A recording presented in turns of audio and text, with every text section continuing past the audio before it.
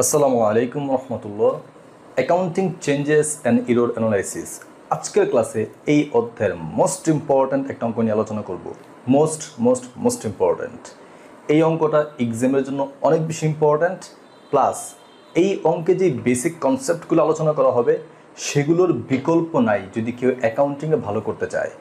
এখন যাদের অ্যাকাউন্টিংয়ের বেসিক একদমই দুর্বল, যারা সমন্বয় জাবেদা সম্পর্কে কোনো আইডিয়া নাই, যারা ভুল সংশোধনী জাবেদা সম্পর্কে আইডিয়া নাই, তাদের জন্য এই ক্লাসটা একদমই ইফেক্টিভ হবে না। মনে হবে যেন তারা মুখস্থ করতেছে। এখন সমন্বয় জাবেদা, ভুল সংশোধনী জাবেদা এগুলো সম্পর্কে ভালো আইডিয়া নেওয়ার জন্য আপনারা যে কাজটা করবেন, কিং ক্লাসেসের ইউটিউব চ্যানেলে যাবেন। সেখানে আমি সমন্বয় জাবেদার 4টা ক্লাস দিয়েছি এবং ভুল সংশোধনী জাবেদার 2টা ক্লাস দিয়েছি।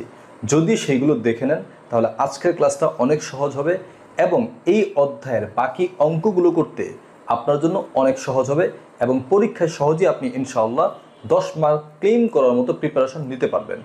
এখন এই ভিডিও পজ করে আপনারা আগে ভিডিওগুলো দেখে নেন যদি আপনার বেসিক স্ট্রং না থাকে, অথবা যাদের মোটামুটি আইডিয়া আছে তারা এখন থেকে শুরু করেন। আমাদের প্রশ্নের শুরুতেই যে জিনিসটা দেওয়া আছে, একটা পার্শিয়াল ট্রায়াল ব্যালেন্স, আংশিক ট্রায়াল ব্যালেন্স। সম্পূর্ণ রেওয়া মিলটা এখানে দেওয়া নাই, রেওয়া মিলের একটা অংশ এখানে দেওয়া আছে। এবং কোন কোন এন্ট্রিগুলো সাধারণত এখানে আনছে জানেন? যেই সম্পত্তিগুলা বা যে দায়গুলা অ্যাডজাস্টিং রিলেটেড, সেই জিনিসগুলা আমাদের এই রেওয়া মিলে দেখানো হয়েছে। যেমন ধরেন একটা এন্ট্রি হচ্ছে সাপ্লাইজ অন হ্যান্ড, সাপ্লাইজ কিছুটা হাতে রয়ে গেছে এখনও।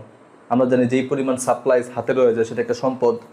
তারপরে এখানে আছে অ্যাক্রুড স্যালারিজ অ্যান্ড ওয়েজেস, যেই বেতন মজুরি আমরা এখনও পরিশোধ করি নাই, বকেয়া, এটা একটা দায় আমরা জানি।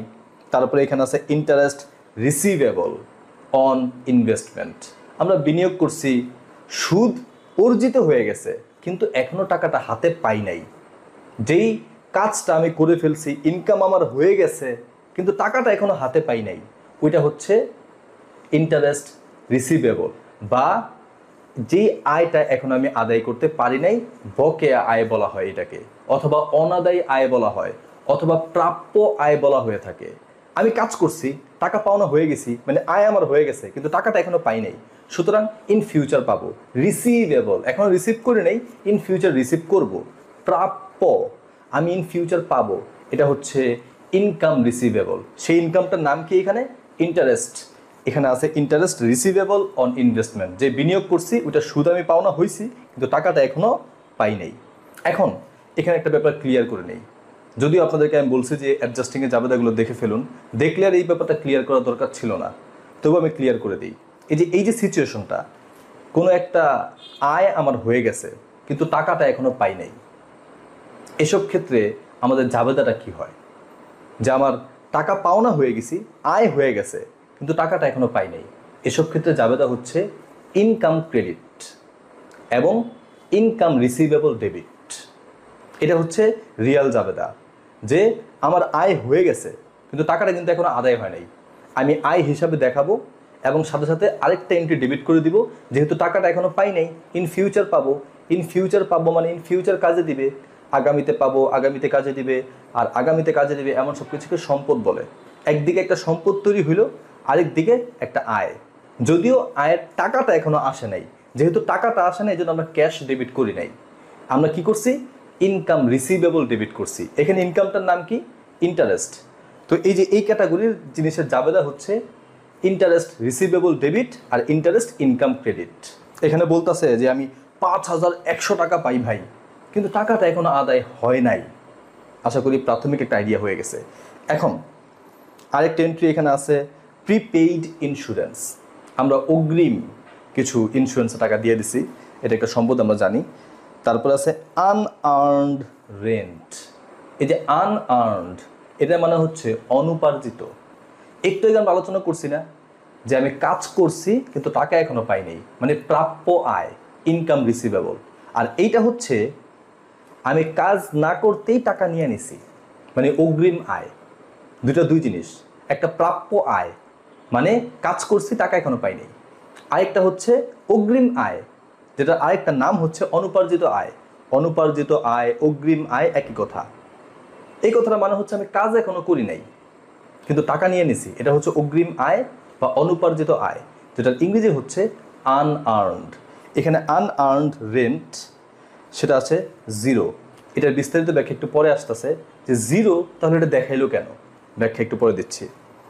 এরপরে সর্বশেষ এখানে আছে accrued interest payable. Interest payable, আমাকে ইন ফিউচার সুদ পরিশোধ করতে হবে, বকেয়া। আচ্ছা, এখানে কিছু অ্যাডিশনাল ইনফরমেশন দেওয়া আছে এবং এই অ্যাডিশনাল ইনফরমেশনগুলো দেওয়ার পরে ওই যে উপরে যেই এন্ট্রিগুলো দেওয়া আছে রেওয়া মিলে, এই এন্ট্রিগুলোতে কিছু ভুল আছে। যে টাকার অঙ্কগুলো হয়তো বেশি দেখানো হয়েছে, হয়তো কম দেখানো হয়েছে। কিভাবে জানলাম বেশি বা কম দেখানো হয়েছে? নিচে সমন্বয় বলা আছে, যে সমন্বয়গুলো আপনারা স্ক্রিনে দেখতে পাচ্ছেন। এই যে এখানে মোট 7টা সমন্বয় দেওয়া আছে। এই 7টা সমন্বয় বলছে, এক একটা সমন্বয় এক একটা এন্ট্রি নিয়ে কথা বলছে আর কি, যে ভাই ওই এন্ট্রিটায় এই ভুল করছে, ওই এন্ট্রিটায় এই ভুল করছে, ওই এন্ট্রিটায় বেশি, ওই এন্ট্রিটায় কম, এগুলো বলে দিছে। এখন আমাদের কাজ হচ্ছে এটাকে সংশোধন করা। এখন সংশোধন করার 2টা পদ্ধতি আছে, যেটা এখানে বলা হয়েছে যে 1 নম্বর রিকোয়ারমেন্টে assume that the books have not been closed. এখনো বুকগুলো ক্লোজ হয় নাই, হিসাবের বই এখনো ক্লোজ হয় নাই, আর তুমি জাবেদা দাও। What are the adjusting entries necessary at December 31, 2019? 2019 সালের 31শে ডিসেম্বর কোন ধরনের অ্যাডজাস্টিং এন্ট্রি দরকার হবে যদি তোমার হিসাবের বই এখনো ক্লোজ না হয়ে থাকে? আর বি নম্বরে বলছে যদি হিসাবের বই ক্লোজ হয়ে থাকে, assuming that the books have been closed. যদি বইগুলো ক্লোজ হয়ে থাকে তাহলে যাবে দেখি, আর যদি বুকগুলো ক্লোজ না হয়ে থাকে তাহলে যাবে দেখি। 1 নম্বর যে রিকোয়ারমেন্ট সেটা হচ্ছে বইগুলো ক্লোজ হয় নাই, তাহলে যাবে দেখি। যদি বইগুলো ক্লোজ না হয় তাহলে আমরা যে স্বাভাবিক সমন্বয় জাবেদা দিই সেই সমন্বয় জাবেদাই দিব। কিন্তু যদি বুকসগুলো ক্লোজ হয়ে থাকে তাহলে জাবেদাগুলো কি হবে এটা নিয়ে একটু পরে আলোচনা করব। আপাতত স্বাভাবিক সমন্বয় জাবেদাগুলো দিই, কারণ ওইগুলো পারলে পরেরটা খুবই সিম্পল, একই জিনিস। এখন আমাদের যে প্রথম যে সমন্বয়টা এখানে দেওয়া আছে সেই সমন্বয়টা হচ্ছে এ ফিজিক্যাল কাউন্ট, মানে বইনা দেখছে আর কি, supplies on hand on December 31, 2019, total টাকা 1100। উপরে দেখলাম যে রেওয়া মিলটা দেওয়া আছে পার্শিয়াল, সব এন্ট্রি কিন্তু আনা নেই, আংশিক যে এন্ট্রিগুলো দরকার এই মুহূর্তে। উপরে বলতেছে সাপ্লাইজ অন হ্যান্ড, হাতে আছে সাপ্লাই 2700 টাকা, কিন্তু যখন হিসাব করতে গেল, গুনতে গেল, গণ্যা দেহে আছে কত? 1100 টাকা। তার মানে কি, একজনে বলতেছে 2700, মানে হিসাবে লেখা আছে আর কি 2700, কিন্তু সত্যিকার অর্থে আছে কত? 1100। তার মানে বাকি 1600 টাকার যেই সাপ্লাই সেটা কি হয়ে গেছে? খরচ হয়ে গেছে। তার মানে কি, উপরে সম্পদের পরিমাণ 2700, কিন্তু আসলে সম্পদ 2700 টাকা নাই, সম্পদ আছে কম। যেহেতু সম্পদ কমে গেছে তাহলে সম্পদটা যাবে ক্রেডিট দিকে, সাপ্লাইজ অন হ্যান্ড ক্রেডিট। কত টাকার সম্পদ কমছে? রেওয়া মিলে দেওয়া আছে 2700, কিন্তু সত্যিকার অর্থে আছে কত? 1100, মানে 1600 টাকার সম্পদ কমে গেছে। তাহলে যতটুকু সম্পদ কমে গেছে অতটুকু কোন দিকে যাবে? ক্রেডিট দিকে যাবে। আমরা জানি সম্পদ কমলে ক্রেডিট দিকে যায়, তো সাপ্লাইজ অন হ্যান্ড ক্রেডিট। এবং এই যে 1600 টাকার সম্পদ শেষ হয়ে গেল, এটা একটা খরচ হইল। খরচ যদি হয় তাহলে খরচ কোন দিকে যায়? ডেবিট দিকে। Supplies expense debit, supplies on hand credit 1600 টাকা। এরপর আমরা আমাদের 2 নম্বর এন্ট্রিতে যাই। Through oversight. এই যে থ্রো ওভারসাইট, এই যে একটা ফ্রেজ, এটার অর্থটা কি? ভুলবশত বা ভুলক্রমে অথবা অজ্ঞতাবশত এমন একটা অ্যাক্টিভিটি আর কি, যে ভুলবশত the accrued salaries and wages.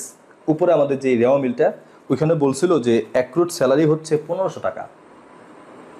আমরা আগে থেকে জানতাম যে রেওয়া মিলে দেওয়া আছে আমার ভাই মানুষ আমার কাছ থেকে 1500 টাকা বেতন ও মজুরি পায়, আমরা জানতাম। কিন্তু নিচে কি বলতেছে দেখেন, যে অ্যাক্রুড স্যালারিজ যে অ্যাকাউন্টটা ওয়াজ নট চেঞ্জড ডিউরিং 2019, 2019-এ এই অ্যাকাউন্টটা চেঞ্জ হয় নাই। চেঞ্জ হয় না কীভাবে? ভুলবশত, থ্রো ওভারসাইট। আসলে 1500 টাকা থাকার কথা, এটা চেঞ্জ হইতো, কিন্তু ভুলবশত এটা কী হয় নাই? চেঞ্জ হয় নাই। তাহলে নিচে কি বলছে? Salaries and wages on December 31, 2019 amounted টাকা 4400, কিন্তু উপরে লেখা আছে কত? 1500। কিন্তু সত্যিকার অর্থে যেই অ্যাক্রুড ওয়েজেস অ্যান্ড স্যালারিজ সেটা হচ্ছে 4400। তো কত টাকা বেশি? 2900 টাকা বেশি, তাই না? তো এই যে 2900 টাকা বেশি উপরে তো দেখানো হয় নাই, তাহলে আমাকে নতুন করে দেখাতে হবে, মানে অ্যামাউন্টের পরিমাণটা কি হতে হবে? বাড়াতে হবে। আমি জানতাম আমার বকেয়া বেতন হচ্ছে 1500, কিন্তু এখন জানলাম আমার বকেয়া বেতন কত 4400। তাহলে কত টাকা আমি কম দেখাইছি, অত টাকা বেশি দেখাইতে হবে, 2900 টাকা বেশি দেখাইতে হবে। যদি কোনো কিছু বেশি দেখাইতে হয় তাহলে স্বাভাবিক জাবেদা হয়। একটা বকেয়া খরচের জাবেদা কি? খরচ ডেবিট, বকেয়া খরচ ক্রেডিট। ইংরেজি হচ্ছে expense debit, expense payable credit, তাই না? যেমন বেতন ডেবিট, বকেয়া বেতন ক্রেডিট আমরা শিখছি না? বকেয়া বেতনের জাবেদা কি? বেতন ডেবিট, বকেয়া বেতন ক্রেডিট। এখানে আমি নতুন করে আরও 2900 টাকা বকেয়া বেতনের জাবেদা দিব। তাহলে জাবেদা হচ্ছে যে salaries and wages expense debit এবং accrued salaries and wages credit. অথবা এটাকে এইভাবেও লেখা যায়, salaries and wages payable credit, অ্যাক্রুডের জায়গায় পেয়েবল লেখা যায়, কোনো সমস্যা নেই। যদি আমরা আগে অ্যামাউন্ট কম লিখে থাকি, নতুন করে অ্যামাউন্ট বাড়াতে হবে, তাহলে স্বাভাবিক যে জাবেদা সে জাবেদাটাই হবে। এরপর আমরা এখানে যাব আমাদের যে 3 নম্বর এন্ট্রি, সেটা the interest receivable on investment account was also left unchanged. একটু আগে যেমন আমরা দেখলাম যে অ্যাক্রুড ওয়েজেস, এটার অ্যাকাউন্টটা চেঞ্জ করা হয় নাই, পরিবর্তন হয়েছে কিন্তু আমরা পরিবর্তন করি নাই। এখানে বলতেছে যে তোমার যে ইন্টারেস্ট রিসিভেবল যে এন্ট্রিটা, এটাও চেঞ্জ হয়েছে কিন্তু তুমি চেঞ্জ করো নাই ভুলে, তো এটাকেও চেঞ্জ করতে হবে। অ্যাক্রুড ইন্টারেস্ট মানে আমি মানুষের কাছ থেকে সুদ পাওনা হয়ে গেছি কিন্তু আমি টাকাটা এখনও পাই নাই। আমি বলতেছি আমি 5100 পাই, লেখা আছে না রেওয়া মিলের মধ্যে যে 5100 টাকা আমি পাই, কিন্তু বলতেছে না ভাই, না ভাই, না, তুমি 5100 পাও না, তুমি ভুলে তোমার এন্ট্রি চেঞ্জ করো নাই, হিসাবে খাতায় টাকা ঠিকই পাইছো ভাইয়া, তুমি ভাই লেখো নাই। তোমার আসলে সত্যিকার অর্থে মানুষের কাছে পাওনা হচ্ছে 4350, কিন্তু আমি আগে জানতাম কত 5100 পাই, এখন আমি জানতেছি কত, আসুন না 5100 পাই না, আমি পাই হচ্ছে 4350 টাকা। এখন তাহলে জাবেদা কি? মনে আছে আমরা যখন মানুষের কাছ থেকে সুদ পাওনা হয়েছিলাম তখন জাবেদা কি দিছিলাম? ওই যে শুরুতেই বলছিলাম ইন্টারেস্ট রিসিভেবল ডেবিট এবং ইন্টারেস্ট ইনকাম ক্রেডিট। আমি লিখছিলাম না 5100 টাকা মানুষের কাছে পাই, এমন একটা জাবেদা দিয়েছিলাম। কিন্তু এখন জানতে পারলাম যে আমি আসলে মানুষের কাছে 5100 পাই না, আমি পাই হচ্ছে 4350। তাহলে কত টাকা আমি কম পাই?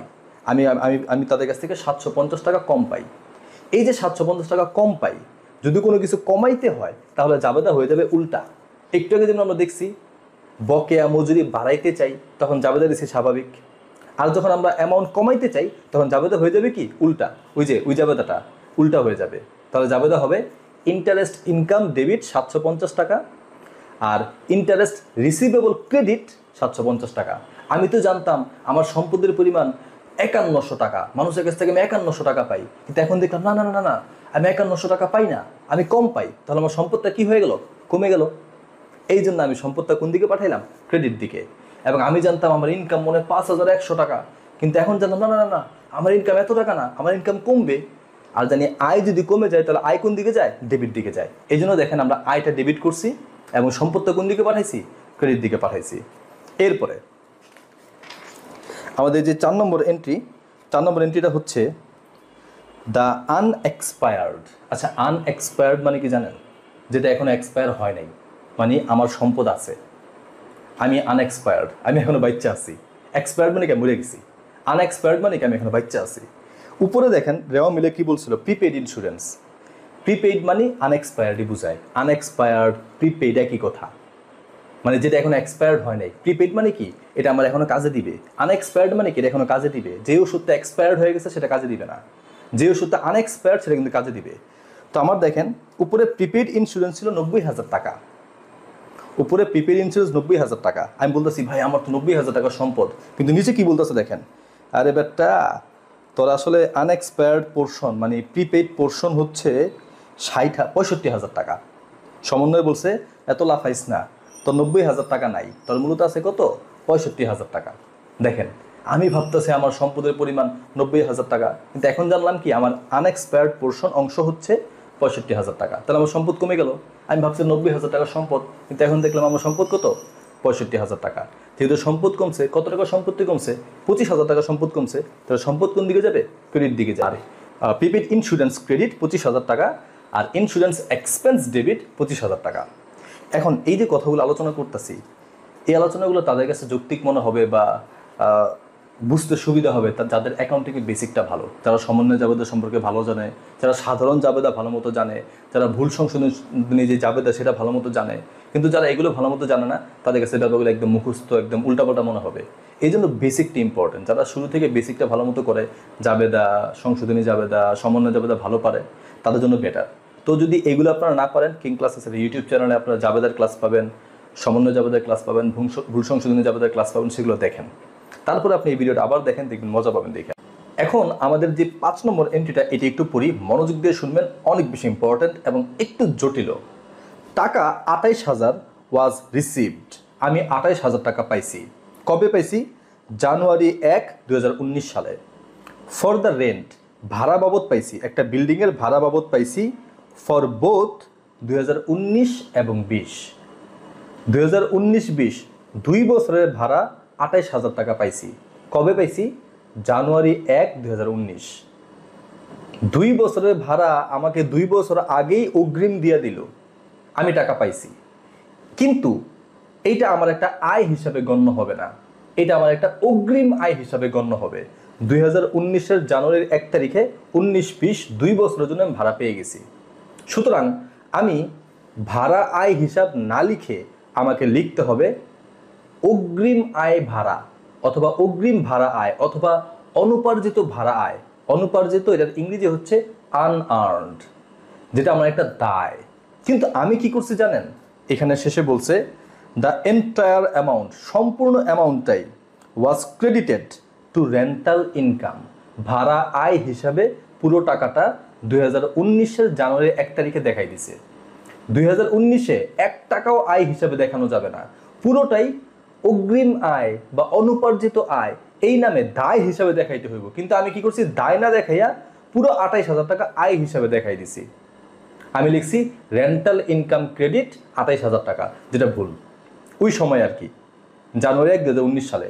এখন 31শে ডিসেম্বর 2019 এসে আমি এই ব্যাপারটা রিয়েলাইজ করতে পারলাম যে না, কাজটা ঠিক হয় নাই। এই জন্য দেখেন আমাদের যেই রেওয়া মিলটা ছিল, রেওয়া মিলে আনআর্নড রেন্ট 0। ওই যে মিস্টেকটা করছি, আনআর্নড রেন্ট এইখানে 28,000 টাকা দেখানো উচিত ছিল, কিন্তু আমরা দেখাইছি কত? 0। আমরা পুরোটাই রেন্টাল ইনকাম হিসেবে দেখাইছি। এখন আপনি বলবেন রেন্টাল ইনকাম এন্ট্রিটা কই? শুরুতেই বলছিলাম যে এইখানে পার্শিয়াল, আংশিক দেখানো হয়েছে। আবার এখানে কোনো আয়, ব্যয়, মালিকানা সত্ত্ব কিছুই দেখানো হয় নাই। দেখানো হয়েছে অ্যাডজাস্টিং রিলেটেড কিছু সম্পদ, কিছু দায়। রেন্টাল ইনকাম হিসেবে আমি ক্রেডিট করছি 28,000 টাকা, এটা তো আয়। আয়ের কোনো এন্ট্রি এখানে দেখানো হয় নাই, ব্যয়ের কোনো এন্ট্রি দেখানো হয় নাই, দেখানো হয়েছে সম্পদ আর দায়গুলা। এখন আমি ওই যে 1 বছর আগে 2019-এর জানুয়ারি 1 তারিখে আমি যে পুরো 28,000 টাকা আয় হিসেবে দেখেছি, এটা ঠিক হয় নাই। কিন্তু 1 বছর পরে এসে আংশিক ঠিক, যেহেতু 1 বছর হয়ে গেছে, এখন অর্ধেক তো আমার আয়, আর বাকি অর্ধেক এখনো কি দায় হিসাবে রয়ে গেছে। কারণ পুরো 2 বছর তো শেষ হয় নাই, 1 বছর মাত্র শেষ হয়েছে। কিন্তু আমি কি করছিলাম? 2 বছর আগে রেন্টাল ইনকাম ক্রেডিট 28,000 টাকা করে রাখছিলাম। এখন তো আমাকে এটা সংশোধন করতে হবে, যেহেতু 1 বছর হয়ে গেছে। এখন তো ডিসেম্বর 31, 2019। এখন আমি কিছুটা আয় হিসাবে দেখাইতে পারবো। আমি রেন্টাল ইনকাম 28,000 দেখাইছি, তো এখন আমি 28 না 14 দেখাইতে পারবো। বাকি 14 আবার কি করতে হইব? কমাইতে হইব। তাহলে আমি রেন্টাল ইনকাম ক্রেডিট 28,000 করছিলাম না, এখন সংশোধনের জন্য কি করতে হবে? রেন্টাল ইনকাম ডেবিট 14,000 টাকা। কারণ এখনও 14,000 টাকা আমার আয় হিসাবে দেখানো সম্ভব, কিন্তু তখন তো 28,000 টাকা আয় হিসাবে দেখানো সম্ভব ছিল না, কিন্তু আমি দেখাই ফেলছিলাম। আমার হিসাবে রেন্টাল ইনকাম 28,000 টাকা লেখা আছে। এখন আমি তো পুরো 28,000 টাকা আয় হিসাবে দেখাতে পারবো না, আমাকে দেখাইতে হবে কত? 14,000 টাকা। বাকি 14,000 টাকা মাইনাস করতে হবে। এই জন্য আমি রেন্টাল ইনকাম ডেবিট করে দিলাম 14,000 টাকা, এবং একটা ক্রেডিট লাগবে না।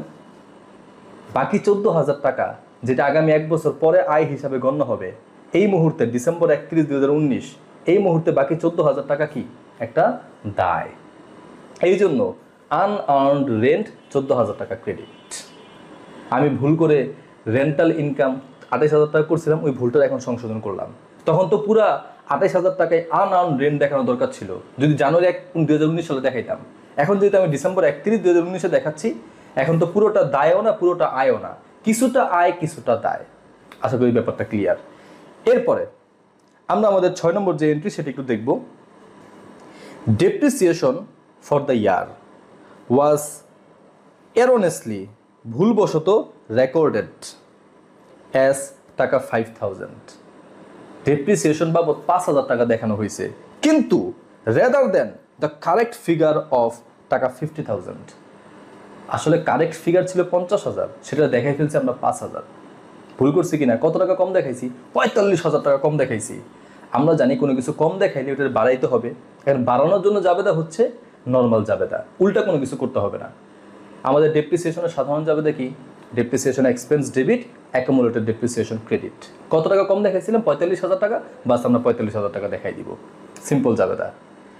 এখন ভালো মতো দেখেন, মানে লাস্ট যে 7 নম্বর এন্ট্রিটা, এ ফার্দার রিভিউ, একটা রিভিউ করছে আর কি, অফ ডেপ্রিসিয়েশন ক্যালকুলেশন, ডেপ্রিসিয়েশন ক্যালকুলেশনে আরেকটা রিভিউ করছে of prior years. Prior years বলতে বিগত বছরগুলো বোঝায়। প্রিয়র ইয়ার্স মানে হচ্ছে আগের বছরগুলা, বিগত বছরগুলা, পূর্বের বছরগুলা। রিভিলড দ্যাট ডেপ্রিসিয়েশন অফ টাকা 7,200 ওয়াজ নট রেকর্ডেড। আগে কোনো একটা বছরে 7,200 টাকা ডেপ্রিসিয়েশন রেকর্ডই করা হয় নাই। এখন আমি এসে জানতে পারলাম, আমরা আমাদের প্রথম ক্লাস আলোচনা করছিলাম না, আগের বছর কোনো কিছু মিস হয়ে গেলে এখন যদি এসে আমরা ওইটার জাবেদা দিতে চাই, তাহলে আমাদের ব্যবহার করতে হবে রিটেইনড আর্নিংস। তো রিটেইনড আর্নিংস ডেবিট আর অ্যাকুমুলেটেড ডেপ্রিসিয়েশন ক্রেডিট, এই জাবেদা আমরা আগের অঙ্কেও করছিলাম, আশা করি আপনাদের মনে আছে। তো retained earnings debit, accumulated depreciation credit 7,200 টাকা। এই ছিল আমাদের 1 নম্বর রিকোয়ারমেন্ট। 1 নম্বর রিকোয়ারমেন্টে বলছিল assuming that the books have not been closed. বারবার আমি হ্যাভ বিন বলে ফেলি, বিকজ 2 নম্বর রিকোয়ারমেন্টে হ্যাভ বিন আছে। প্রথম রিকোয়ারমেন্টে হচ্ছে হ্যাভ নট বিন ক্লোজড, বইগুলো বন্ধ করা হয় নাই। যদি বইগুলো বন্ধ করা না হয় তাহলে স্বাভাবিক জাবেদা। কিন্তু যদি হিসাবের খাতাগুলো ক্লোজ হয়ে যায়, যেটা আমাদের 2 number requirement, assuming that the books have been closed, হিসাবের বইগুলো বন্ধ হয়ে গেছে, তাহলে এই যে 7টা এন্ট্রি জাবেদা কি হবে? আমরা একটু আগে হিসাবের বই ক্লোজ না হলে যে জাবেদা দিছি না, সেম জাবেদাই, শুধু ডেবিট দিকের এন্ট্রিগুলো যা লিখছি তার জায়গায় লিখে দিবেন retained earnings, bus, that's it. আমাদের প্রথম জাবেদা কি ছিল?